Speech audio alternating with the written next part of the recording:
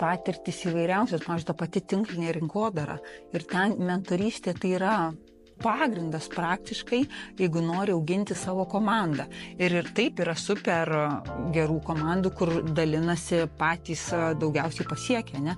Bet yra, aš žinau, komandų, kur tiesiog prijungia tave ir eik savo vienas. Tai tos mentorystės žinios yra neįkainamos bet kurioj srity.